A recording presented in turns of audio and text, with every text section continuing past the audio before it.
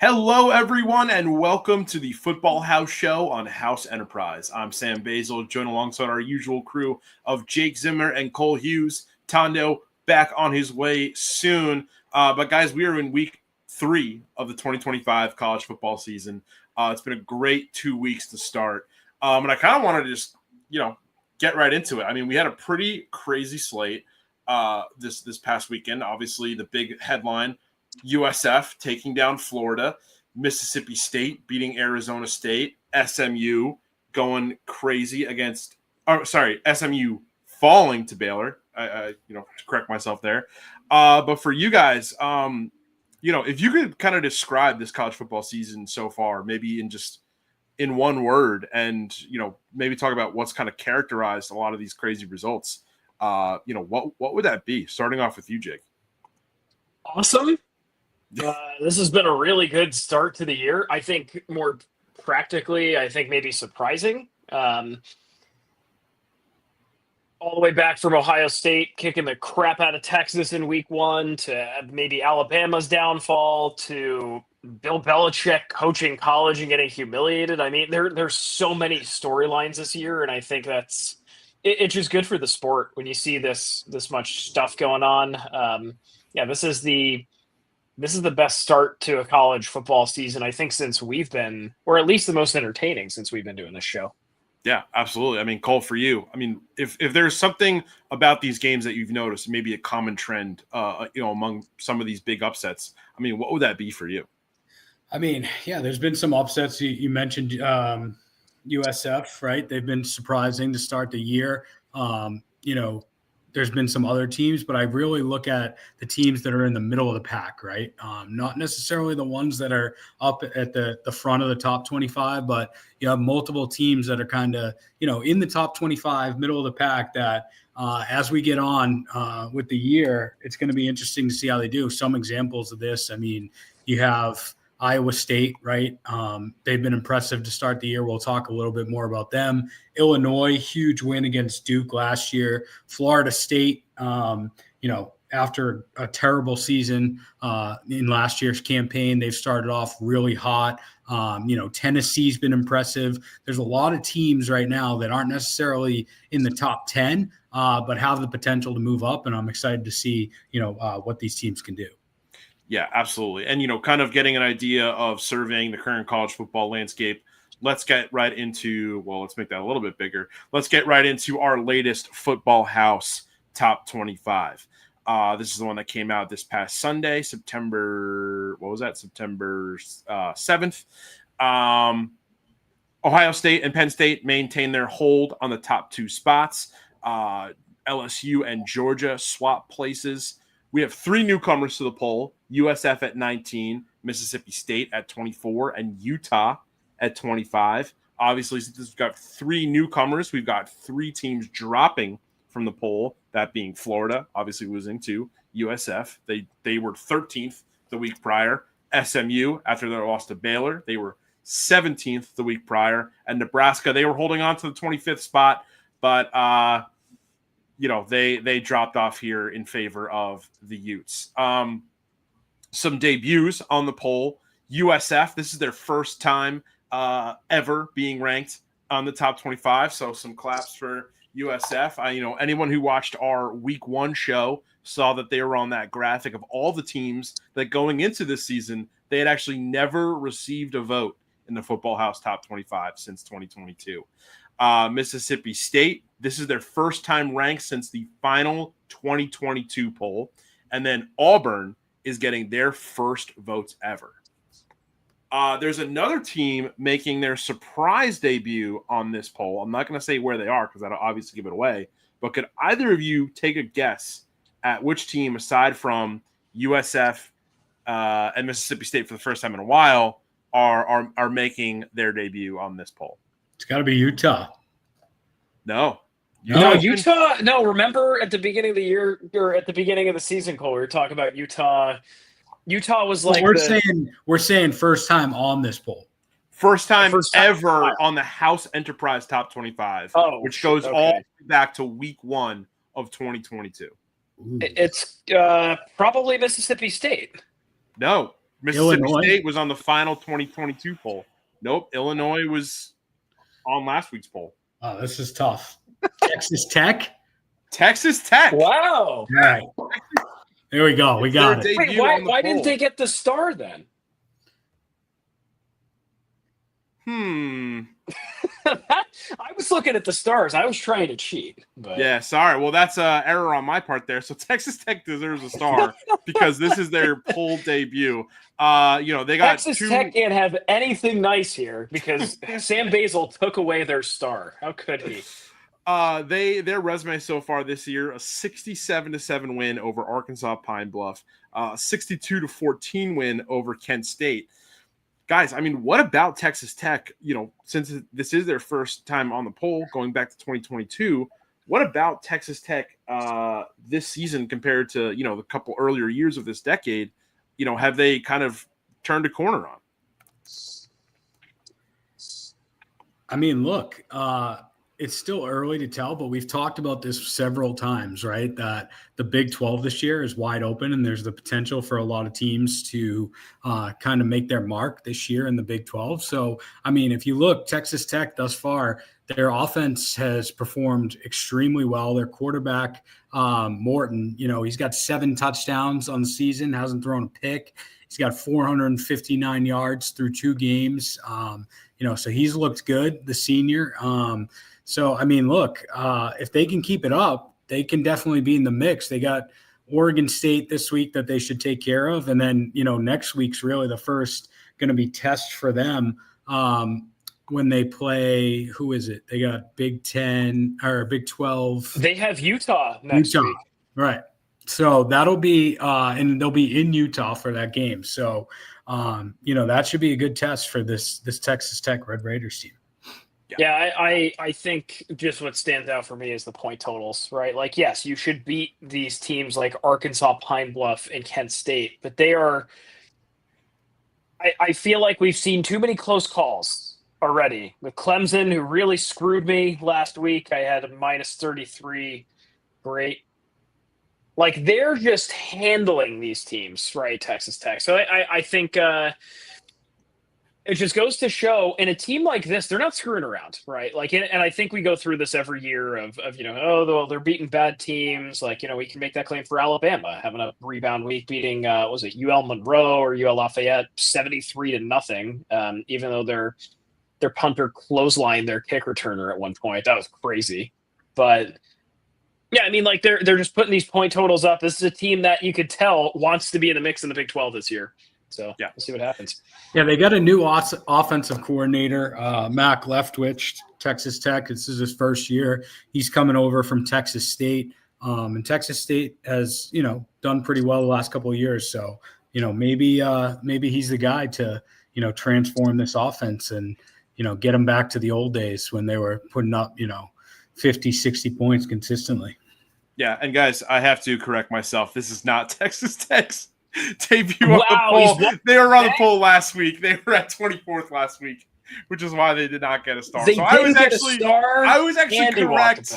I was correct making the graphic. Everything you guys said about Texas Tech's rise is still relevant, but they just went from 24th to 20th from last week. Last week was their first ever appearance on the House Enterprise poll. So let's sickening stuff.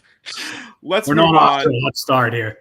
Rough start, and I think that's pretty indicative of the start that we've had in terms of our bet cards this season. Because, guys, it's been rough. If we're looking at, for example, Tondo's picks, I mean, he went 2-4 last week. Jake, you had a pretty good week after a rough start. You went 5-4, probably the best card of the week, but your record still sits at 6-10. Cole, solid week for you. You went 4-3. You are now our leader at 8-7 on the season. And then, a pretty mediocre week for me, 4-4 to stay at 7-8. And here are the rankings, and Cole is in Tondo spot. So our rough start continues. But let's get into our cards, starting off with our very own Will Tondo. He's got Georgia Tech plus plus 9.5 versus Clemson. That's a big margin. USF plus 17.5 versus Miami. Ohio plus 31.5 versus Ohio State. Wisconsin plus 20.5 versus Alabama. Pitt minus 6.5 versus West Virginia. Temple plus 25 versus Oklahoma. His FCS lock is Bryant Moneyline versus Bentley, rolling with the Dogs over after their win over UMass last week. And his FBS lock of the week is UConn minus 10.5 over Delaware. One interesting thing to note for Tondo's card, when he sent this to us, he sent it to us pretty early in the week. Georgia Tech was a 9.5 point underdog. Since then, that line, as of today, Thursday, that line has shifted all the way to 3.5, still in favor of the Clemson Tigers. So, wow. I mean, for you guys, I mean, was Tondo was a very lucky guy. So either Cole or Jake, I mean, what do you feel like? I have an answer, but I would love to know what you guys think so far about why this line could have shifted a whole 6 points in 2 to 3 days.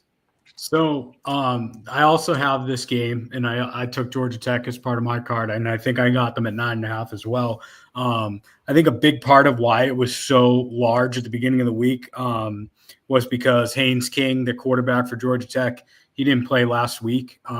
So I think there was some speculation if he doesn't play against Clemson, they might get slapped around, but it is looking right now. I just checked that he should be good to go this week. So I think that makes a huge difference in the spread and the line. But I'll talk more about, Georgia Tech and Clemson game once it gets to my card. But I think that's probably the biggest aspect of why it was so large. But, put some respect on Georgia Tech. I mean, they've been impressive last year. They had a good year. This year they've started out hot. So a lot more to talk about with them. But, I think, 9.5 was way too much. But I think that's what, was driving that. Yeah, absolutely. And then USF plus 17.5 versus Miami. That's the other one that really sticks out to me. Tondo going with a lot of underdogs this week. USF. Is this? Yeah, I was going to raise the USF point too, Sam. Is this where we talk about that, or are we saving this for? I think this is where we talk about it because we were just talking about the polls. So obviously we've got USF at 19th in our poll. I believe they're also 19th in the AP poll. There was a lot of talk this week. There was a lot of discussion. I mean, I would love to get into this as well. There was a lot of discussion about, kind of the credibility of the AP poll. A lot of people were breaking down individual reporters' ballots, talking about, some still had Florida over USF. Someone had Notre Dame unranked last week, and then they shot them all the way up to 8th, even though they weren't even playing. And I think this is one of those things where people do kind of get a bit riled up, and it makes sense, right? I mean, people feel like their teams are either, getting undersold, that maybe their Power 4 teams are getting, kind of oversold a little bit. I have my thoughts, but first I kind of wanted to get your guys' take on, kind of the status of the AP poll and, some of the issues that we've seen with it. Is your question on the should they be ranked where they are, or? I mean, just in general. Do you feel like a lot of the issues that people have brought up with the AP poll? Have you guys seen? Do you guys agree with how some of these people have talked about certain reporters posting their ballots? Yeah. No, I think I get what you're getting at here. For Florida to go up, in one of the reporters in questions poll, I think that's a classic case of you're not doing your homework, right? And I think the way that the discourse has been around it this week I think the reporter said something like, oh, well, it's really not that big of a deal in the grand scheme of things. Well, if it's not that big of a deal, then you should not be, granted the vote, right? It's quite simple in my eyes. So yeah, I think look, filling polls out is hard. We do it every week. We've got to track who went up in the poll, who goes down, who lost, how low should they be going, right? And it's difficult, but if you're voting in the AP, guess what? You need to take the hour or two to do your thorough research on all of these on all of these teams, right? And I think Florida very duly fell out of the poll, which is good. It parlays right into this discussion about if USF should be as high as they are. I think they should. They beat a good Boise State team. They beat a good Florida team.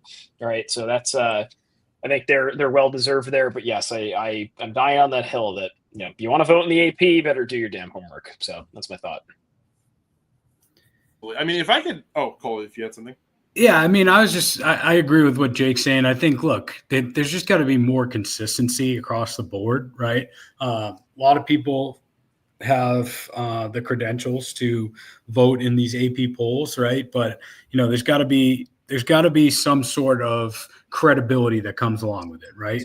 You got to be able to back up your picks, and it seems like there's some reporters that are just not that invested, I guess, in keeping track of what's going on in college football, and are just kind of making picks to make picks. And those probably aren't the people that should be voting on the AP poll.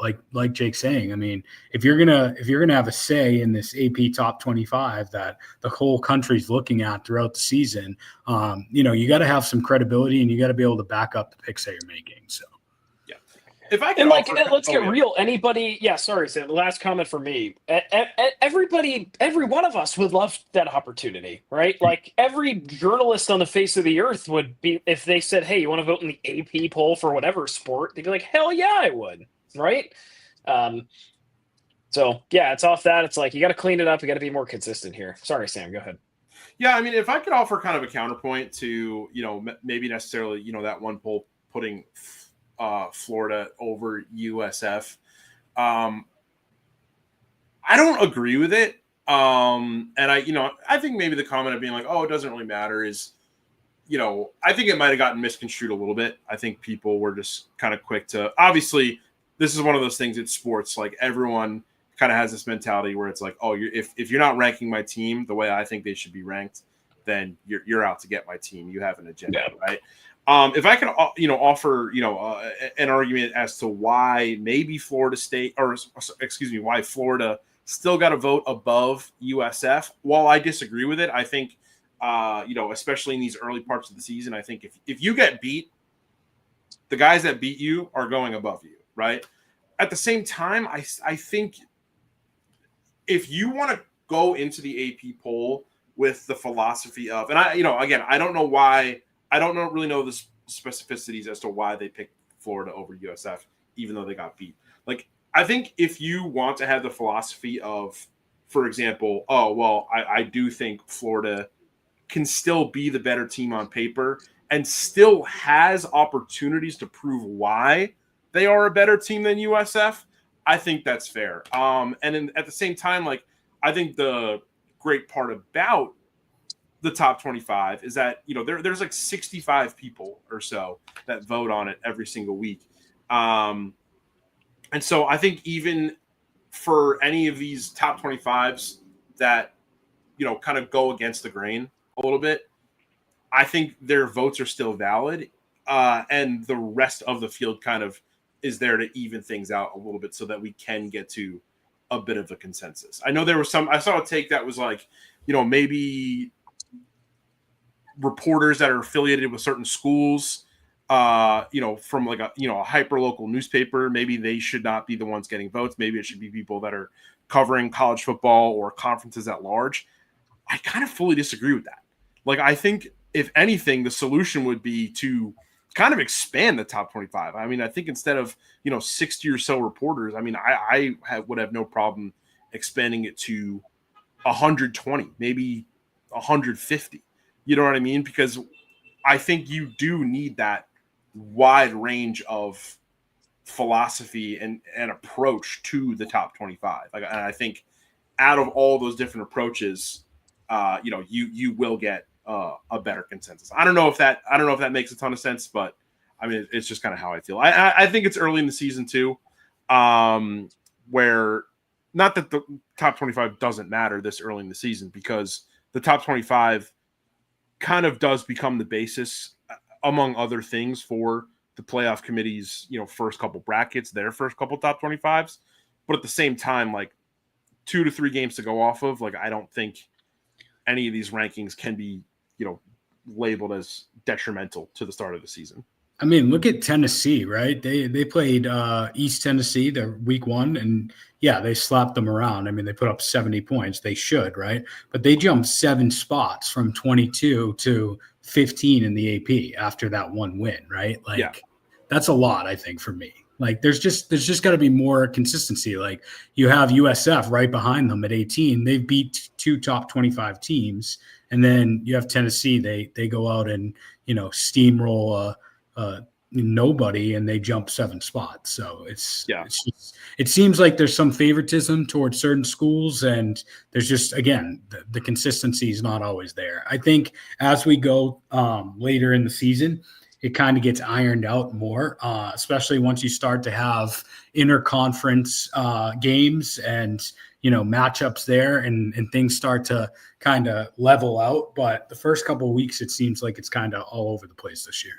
Yeah, and I think scheduling has a lot to do with that too, right? I think a lot of these teams are, it's kind of hard to evaluate teams when you've got, for example, on Tondo's card right now, right? I mean, you've got Oklahoma going up against Temple, but then you've got Georgia going up against Tennessee in the same week. I mean, how do you rank how well Oklahoma has done compared to Georgia when they've kind of started with a much tougher schedule? Right. But let's get into our next card here. And Jake, that is yours. You had a pretty good week last week, still under 500. How are these picks going to help you bounce back? I sure hope that they do. I'm just checking one thing on Ole Miss before I get in there, but we can get moving here. All right, first one is Iowa State minus 20.5. And look, it's Arkansas State. It's a team that they should handle. The only reason I say 20.5 is because this is the perfect tune-up opportunity for Iowa State right now, right? They have a bye week next week. We've beat the dead horse about how important the Big 12 schedule is. Great opportunity to set the tone, right? You go into the bye week 3-0, you're feeling good. Now you're playing Arizona, kind of easing into it with the years they've had. Great opportunity for Iowa State to just get it all out, leave it all out on the field. And I think this has the makings of a 3-score game. So that's why I'm taking Iowa State there. This was, I think, the most interesting and maybe surprising line that I saw this week, and it's Memphis minus 3.5 versus Troy. I did not get this one, and I don't know if this is on anybody else's cards. This seems like a trap game with Memphis on the road against a team that hung with Clemson last week. Like, sure, on paper, I understand it. But here's the facts. All right, I took a bet on Clemson last week, and I was wrong. And Clemson has shown us, I think, that they are maybe a bit lacking defensively this year. I don't really know. I think only, at least in the first 2 games, they kind of made some silly decisions, or not decisions, but they just didn't execute, I think, the way Dabo wanted them to. And he gave an earful and all that stuff, right? And that was obviously relevant for Troy to hang around with them. But on the flip side here, you look at Memphis, and their defense has been really good. They were locked down in the second half against Georgia State last week. I think this is going to be Memphis all the way, guys, right? Like they're on the road. Yeah, I get it. It's a hostile environment, Troy. It's like one of college football's hidden gems, but Memphis has proven they can get it done on the road this year, right? They scored 83 points over 2 games. They kicked the crap out of Georgia State last week. Like I think they can do it again, right? I'm not thinking too hard about how much of a trap game this is for Memphis. It's like I have a feeling they could win by a touchdown. I would maybe even tease it to up to 8, 9, 10 points. That's how confident I would be in Memphis here, and I hope I don't eat my words later on this week. Backyard brawls back. West Virginia Pitt. I saw this pop up on a little cards, and here's the reason I like West Virginia, guys. I don't know. So the backyard brawl has been really good. Last year was awesome. If you guys remember, Pitt won 38-34. Pitt had a great start to the year, as you guys can remember last year. They were 7-0, and then they lost the next 6 after that. And then just like that, Pitt vanished. So They've got a little bit to prove. Neil Brown's out. Rich Rodriguez is back. I had no idea. That completely slipped my mind that Rich Rodriguez, former West Virginia head coach, former Michigan head coach, and then journeyman, elsewhere at different schools. He came from Jacksonville State. Look, I like his no BS kind of style. It's all business at West Virginia now. He came in and said, okay, we're not going to dance on TikTok anymore. We're not going to, be doing stupid crap in the locker rooms. I think this West Virginia team kind of needed just a culture reset under Neil Brown. I just think it was the situation that we talked about last year. I think he just lost the room, right? And that's fine. You move on, you get something else. So that all said, results talk. For West Virginia, they lost to Ohio last week, 17-10. That has got a sting. Rich Rodriguez is not getting any younger, but if there's one thing this guy loves, it's a rivalry, right? And I think the sentiment there is he's probably done a really good job to make these players who they're down a couple of bodies too. They're down a running back, they're down a wide receiver to injuries. But I think this is the game they have to keep close, guys, right? West Virginia is not the best team in the Big 12, but they know what the significance of this rivalry is here. So I am betting on it to be at least close. Can I ask you a question on the backyard brawl? You may. On my card, spoiler for my card, I do have this game being a bit close, but I have it going a little bit differently than you. How do you feel like West Virginia is going to be able to keep this close without Jaheim White and Jaden Bray? I literally am just taking my gut on the significance of this rivalry, right? Like I think all the analysis that I read was, hey, you got to throw the record books and the score books and the score sheets out the window to be a fool enough to bet West Virginia here. But I don't know. This is a game that things could get really ugly in Morgantown, especially this year if they don't win this game. And it's just the sentiment of it all. It's it's one of the premier college football rivalries that was reignited a couple of years ago, right? I think their first game might have even first game in a while, I should say, might have even been when we were doing the show. I could be wrong. But yeah, it's just the allure of the backyard brawl is what got me here, Sam. All right. I like it. I mean, you want rivalry games to be within a touchdown or so. So I don't want to put words in your mouth, but do you feel like maybe it's just you just want a great game? Yeah, I sure do. I also could be delusional, right? Yeah. I think those two things could be true. No, but for Pitt, does it goes one of two ways for Pat Narduzzi right now, right? He's probably really pissed about how last year went.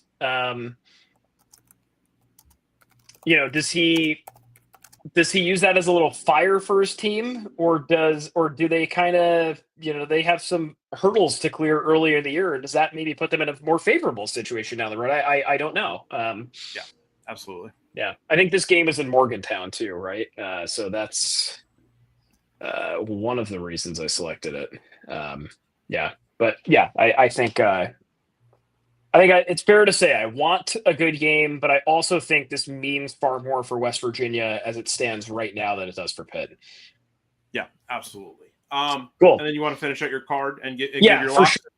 Ole Miss. I just really like the way they've been playing right now. They, the Kentucky game I thought was a tremendously executed game for Lane Kiffin. Right, They got down, right? There was 7-0 in the beginning of the game, and they proceeded to outscore. They proceeded to outscore Kentucky 17-6 in that next quarter. So I think that was a really, really solid football game, and I think showed a lot of fortitude for Lane Kiffin and the group. And I think they're going to steamroll Arkansas here, if I'm being honest. So, nothing much to that one. Locks real fast. FCS is going to be Albany. I think they're on a little bit of a revenge tour these last couple of weeks. They got throttled by Iowa. That sparked them a bit. Now they've got a gauntlet of a schedule in the CAA this year too. It is The CAA, you don't play every team, so it gets really nasty for some teams and a cupcake for some teams. But this is the time for them. Again, keep the foot on the gas pedal here. New Haven's going through this first year in D1 Blues, so I'm all Albany at home. That place has a real home field advantage. And also 2-0 in FCS play right now, so you should ride the wave here. And UConn, I'm with Will.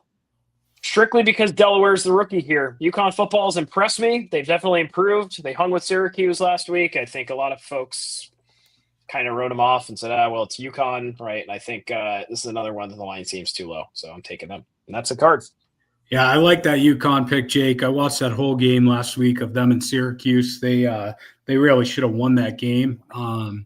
Syracuse just at the end was able to pull it off, but like what Jim Moore is doing there in Stores, and I think they're going to be all right this year. So I like them to bounce back this week against Delaware. Can I make a comment about talking about the CAA being a gauntlet? One thing I thought was interesting specifically about the CAA, if you are interested at all in I feel like we talk a lot about conference realignment.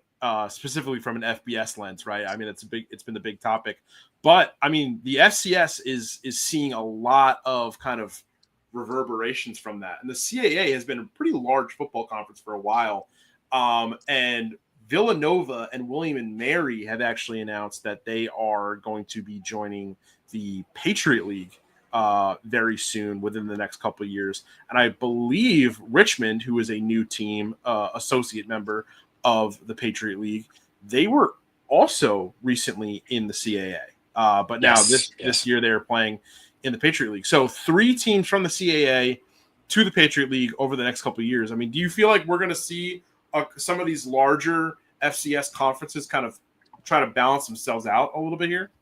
I certainly think so. And yeah, that's actually a good catch on Richmond too, because they were the Spiders have been in the mix for quite a bit. And Russ Huseman, who I had the opportunity to chat with last year before they played Bryant, super hell of a football coach. And you go and see these other teams doing the same thing, like Villanova and William and Mary. And it shocked me that it was the Patriot League. But if anything, this is good news for Patriot League expansion, right? Yeah. You see some upper echelon programs going there, like Villanova tied for first in the CAA for a couple of years, and William and Mary was, never really like a bad football team in that league. But yeah, I think this is a product of number one, the Patriot League wants to expand a little. CAA overexpanded as well, right? They had 16 teams at one point. Now they're scaling it back, and I think they may have anticipated that, some more will leave, right? Like Villanova, William and Mary. I mean, keep in mind, the CAA has gone significant change the past 3-4 years, right? They added Hampton, they added Campbell, they added Bryant as well. Stony Brook as well. A little earlier than all that, but yeah, Stony Brook even, and that's crazy because like Stony Brook is 12 years ago, and that was still considered like recent for them, right? But like North Carolina A&T, they absorbed a lot of the HBCUs. Campbell, right? Like all those schools joined the CAA, so this is a hell of an FCS football conference that there's going to be a lot of good teams on the outside looking in there this year.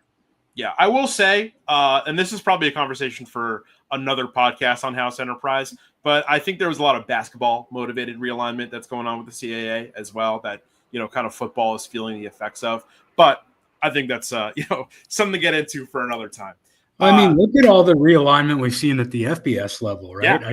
I think the FCS is just kind of following that in some ways. I think you're going to see a lot more of it across all of college sports, not just at, the D1 single A level. Absolutely. And then, Cole, let's get into your card. All right, Oregon minus 27.5 over Northwestern. Oregon, I mean, you guys have seen what they've done thus far. They've just been putting up points like crazy. They smacked Oklahoma State around last week. that was actually surprising to me. I didn't think they were going to win by that much, but they did. Right now, they got the 8th ranked overall offense. They're third in all of FBS for scoring, total points per game. So this just comes down to, I don't think Northwestern can keep up with the Ducks offense. It's the first Big Ten matchup for both these teams. I think Oregon wants to start off on a hot foot in the Big Ten conference play. Northwestern, through 2 games, they've had 5 turnovers already. I think they've thrown 3 picks and then coughed the ball up twice. When you play teams like Oregon, they're going to take advantage of that. They're going to capitalize, turn that defense into offense. So I think Oregon wins big again this week on the road. So taking the Ducks there. Georgia Tech and Clemson, we talked a little bit about this. So, like we mentioned, Haynes King's going to be back after missing last week. But, look, they won pretty convincingly last week without him. Clemson, I just think, is in trouble. After losing week 1 against LSU, they came out last week against Troy. They looked terrible in the first half. I just think 9.5 where I got them. I know that line has changed, but 9.5, way too much. Georgia Tech's at home.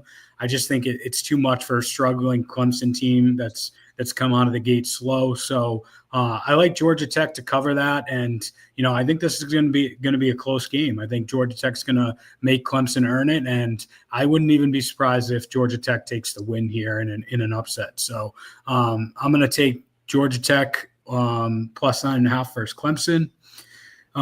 We got the backyard brawl. So Jake's taking West Virginia. I'm going the other way. I think Pitt covers 6.5. This is the first real test for Pitt.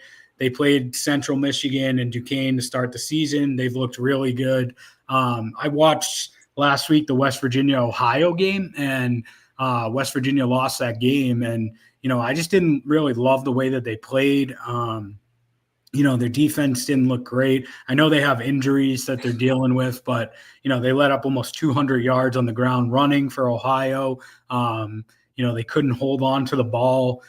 Ohio had like double the amount of time of possession that West Virginia did. And you look at third downs for West Virginia on offense, they were 2 for 13 on third down against an Ohio defense. I think that's a problem for them. I think Pitt's going to try to get after their quarterback. I think they're going to try and, put some pressure on them on the defensive side of the ball. So, yes, it's in Morgantown, but I like Pitt to take this and grow their streak to 2 games in the backyard brawl for 2 wins in a row.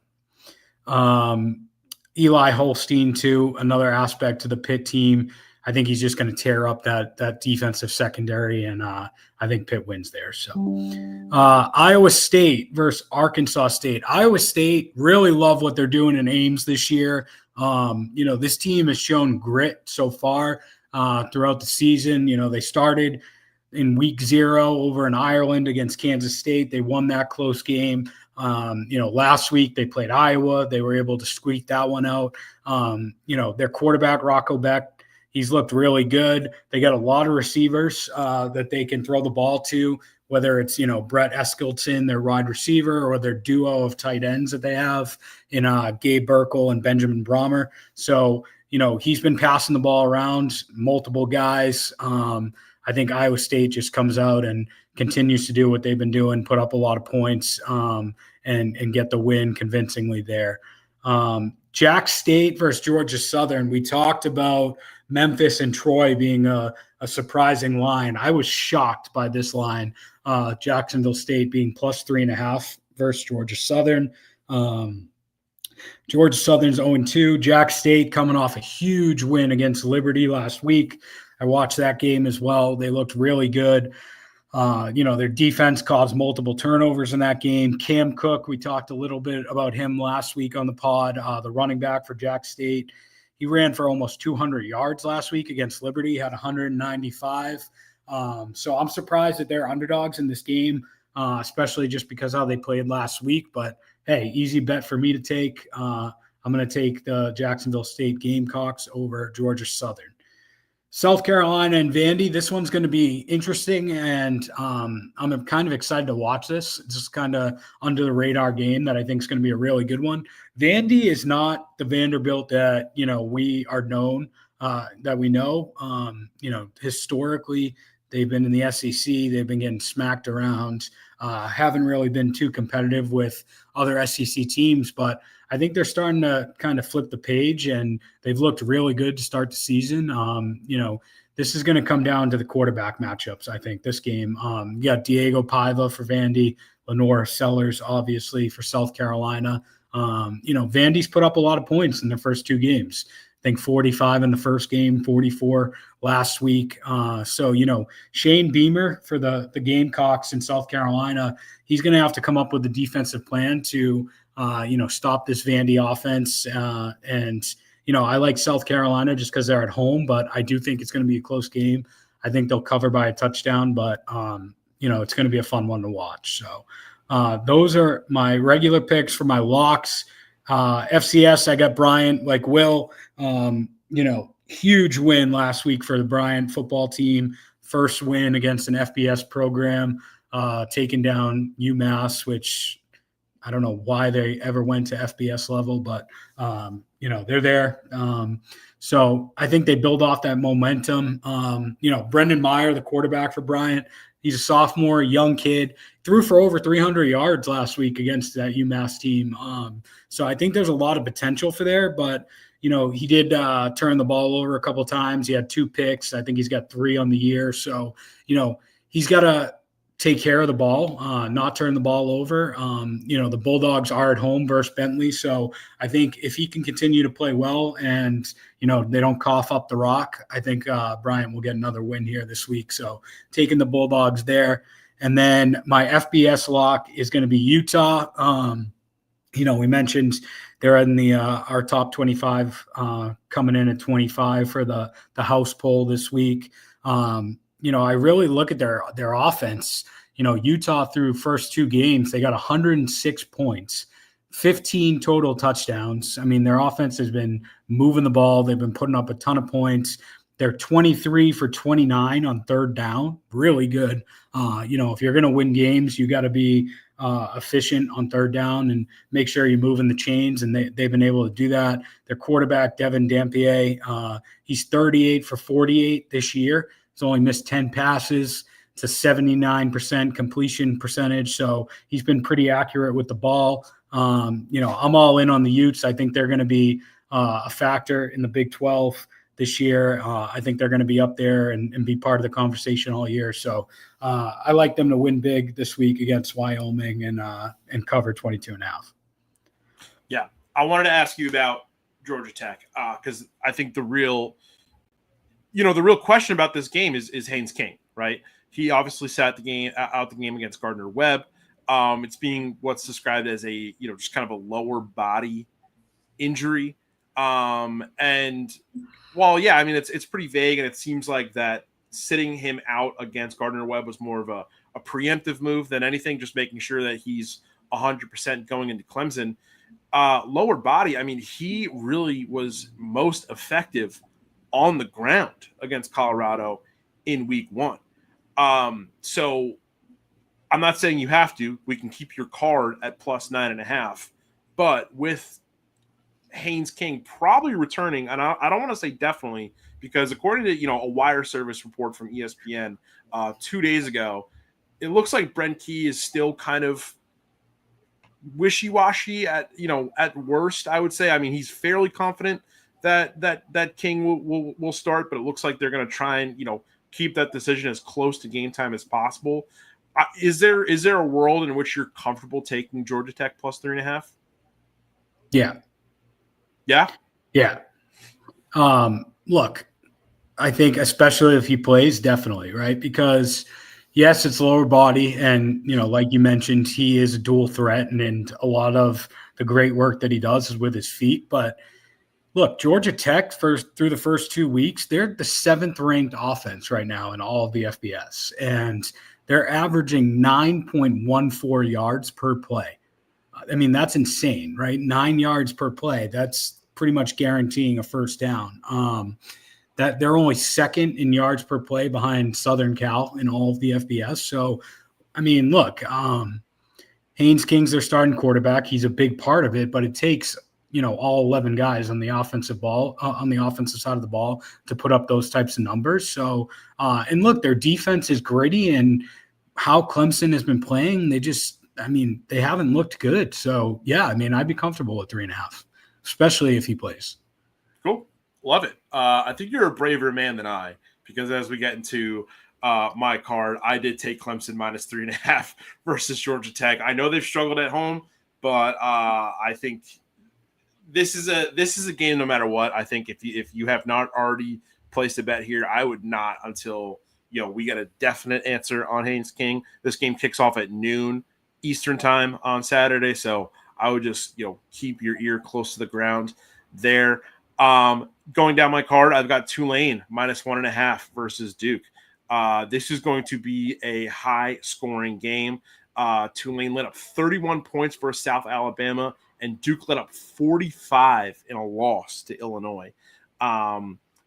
Again, you cannot make mistakes. If you're Tulane, you have to mitigate, these opportunities kind of fall back, especially as a group of 5 team, and in a group of 5 team in a competitive American this year. Obviously, you've got USF, with their big win. They're kind of the front runners, I would say, this week for the group of 5 spot in the college football playoff. But then you've got Memphis. North Texas is still good. Navy's 2-0. So, definitely keep an eye out for Tulane here. I've got West Virginia plus 7.5 versus Pitt. Like Jake, I think they can keep it within a touchdown, but I've also got Pitt money line because I think those injuries that I highlighted before are just going to be a little bit too much for West Virginia to get the win. My FCS lock, Fordham money line versus Stony Brook. Fordham was just a couple mistakes away from keeping it close against Monmouth. Stony Brook is struggling right now. They are 0-2. Look for Gunnar Smith and the Rams to get something going here against the Seawolves.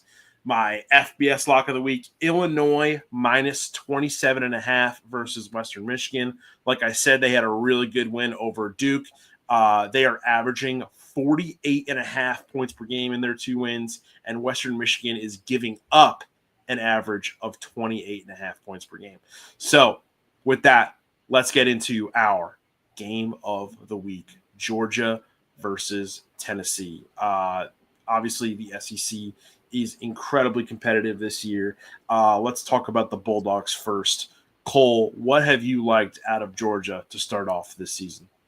Yeah, their defense has looked good, right, so far. I think there's a lot of talk right now surrounding Gunnar Stockton, their new quarterback. Are they better off with him, or, were they better off with Carson Beck?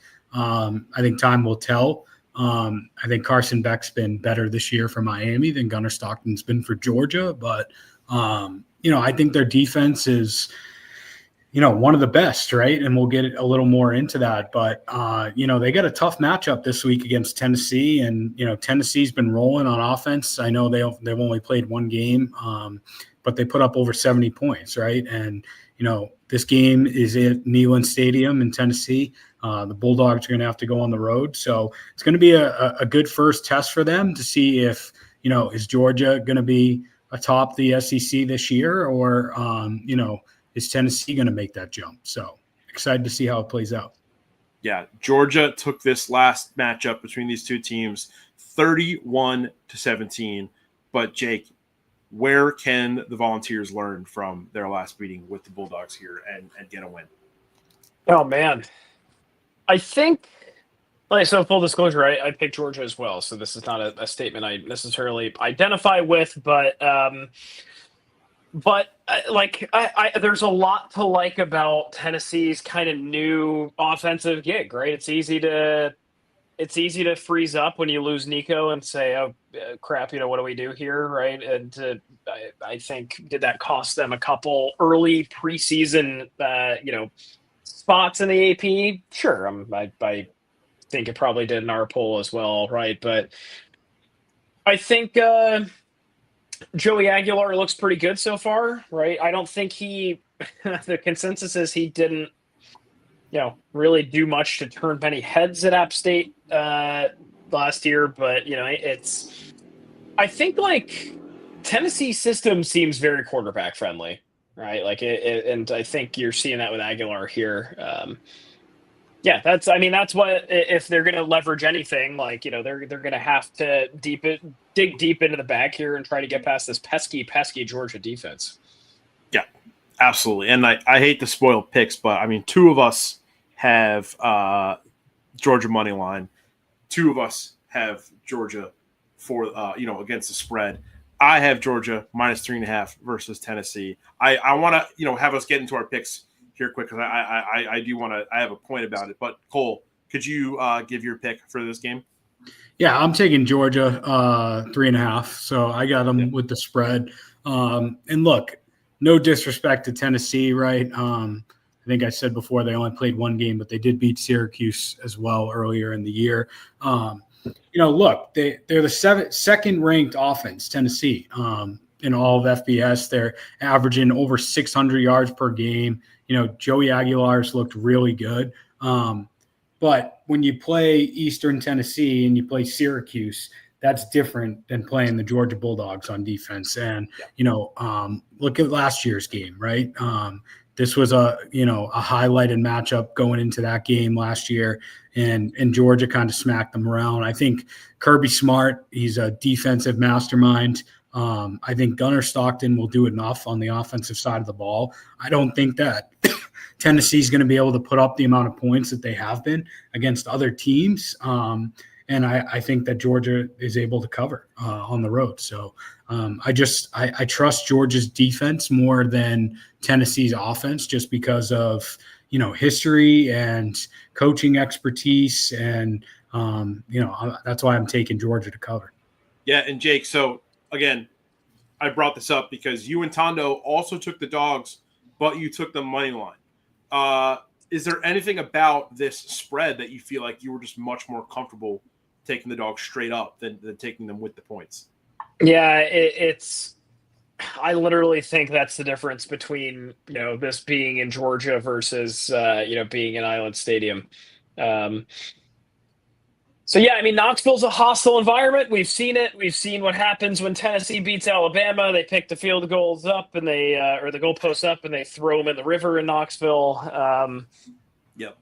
Yeah, it's like that's it for me, right? Because I really, you got to respect the way that Tennessee has come out so far. But for me, it's literally just that Georgia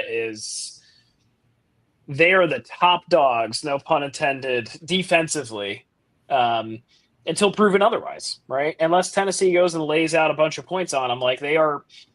It's so hard for me to look at that defense and just say, yep, all right, no, Tennessee's going to, have an easy way with a rookie quarterback for all intents and purposes at Tennessee. And yeah, like I know there were some questions, right? So maybe some injuries, but I think Elijah Griffin has stood out to me. They're reading a CBS article. They're saying he looks like a future star, right? Which he does, right? Like he's a true freshman. He's 6'4", 310, and he's carving guys up on the defensive line, right? So great spotlight opportunity for this kid to put a little pressure on Joey Aguilar.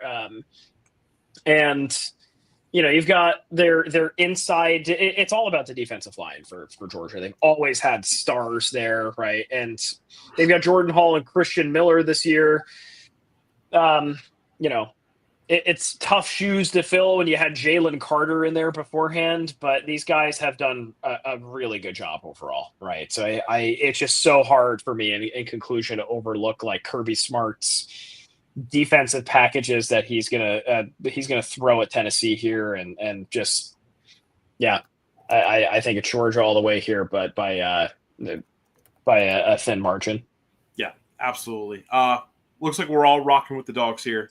It's going to be a very important game for both of these teams, kind of setting the tone for the SEC. Right now we've only seen one game in conference, and that was Ole Miss versus Kentucky, where Ole Miss, kind of took this one. I wanted to look at both of these teams' remaining schedules after this. So Georgia next week, I don't want to be presumptuous, but I think depending on how this game goes, they're going to be in our next game of the week where they take on number 19 Alabama.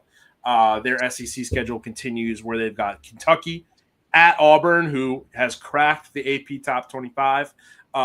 Then they're home against Ole Miss, home against Florida, at Mississippi State, and then finish it up against Texas. Tennessee, following the game against Georgia, they skip a week in terms of SEC play, and they host UAB, but then they're back and they travel to go play Mississippi State, host Arkansas, head to Tuscaloosa to take on Alabama. Then they are at Kentucky, and then host Oklahoma, and then they finish their schedule out at Florida and versus Vanderbilt. For you guys, I feel like I've asked this question before with some of these other games, but I mean, who would you rather be in terms of your remaining schedule, the team to lose this weekend? I mean, who do you think has the best chance at recovering from a loss? I'm going to say Georgia, just because I think, that game against Alabama could be great for them to kind of clean it up. But I was just curious what your guys' thoughts were.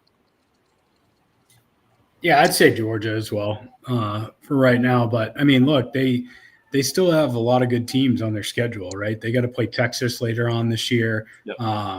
They have Auburn in a couple of weeks, who's ranked right now, Ole Miss. So, by no means does Georgia have an easy schedule from here on out. So, but I do like them against Bama next week. We'll get into that in next week's show. But, yeah, I mean, I think I'd rather be Georgia right now than Tennessee. Absolutely. Jake, you agree? I would say so. Yep. Yeah. Yep. Nothing further to add there. Yeah, so it's going to be a great game. We're all rocking with the dogs. We'll see if we get proven wrong. And, guys, I got to say, I know we talked about it on the start of the show. We've been kind of struggling in some of our picks this year. 3 of us are under 500 so far. So I want to let our viewers know it's important for a show focused on football picks to give good picks. So I will say accountability is on the way. One thing I haven't told you guys is I've been actually working on a little, spreadsheet side project in my free time where I think after week 3, we'll have a pretty good sample size of our picks. I've been breaking down, everyone's record when picking for certain conferences, when picking against certain conferences, against the spread, over-unders, FBS versus FCS, et cetera, et cetera. And I'm going to see where our strengths and weaknesses lie and see, how that can kind of craft not only better cards, but an overall better show. So we're really doing a SWOT analysis of our picks. I love it. Exactly. So I think next week is going to be a great show. Tondo, I think, is going to be back for week 4, right? So that's going to be really fun. We're going to have the full crew in-house, and we're going to really just kind of deep dive into some numbers. But this is the time that I have to tell you I'm out next week. So he's just swapping the chair. So I will be in the great country of Canada, in the lovely province of British Columbia. I don't think they have internet in Canada, so I won't be able to tag in. All right. Well, we'll still talk about your picks. We'll break down your statistics. Please do give me the criticism I deserve. I'm happy to. But with that, that'll be the end of this episode of the Football House on House Enterprise. I will say, have a great time watching the games this weekend. And while you're watching all the games, make sure you follow us at all the socials you see below. There's plenty more football stuff coming up on the way. On the Basil Pod, Jordan Lauby and I broke down week 1 of the NFL season. We gave gut check picks for every single week 2 game. Commanders-Packers going on right now, so you can go check it out right now and see what we thought about that game. Jordan gave his top 10 teams heading out of week 1.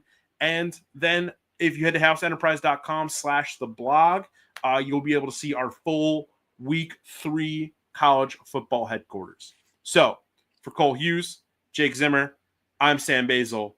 This has been the Football House on House Enterprise, and we'll see you guys next time.